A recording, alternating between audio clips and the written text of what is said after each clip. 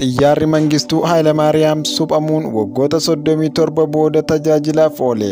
Xiyyaarri pirezidaantii duraanii Itoophiyaa Mangistuu Hayilamaariyaam suphamuun irra deebiin tajaajilaaf ooluun ibsameera. Xiyyaarichi bakka gatamee ka'uun waggoota 37 booda tajaajila balalii eegaluu ragaan fuula raayyaa ittisa biyyaarraa argame ni mul'isa. Xiyyaara yookaan buufaloo jedhamuun beekamu kana suphuun hojiitti deebisuun waggaa tokko ol fudhachuun ibsaniiru. Xiyyaarichi tajaajila geejjibaa, paaraashuutii fi fe'umsa kennuu danda'a.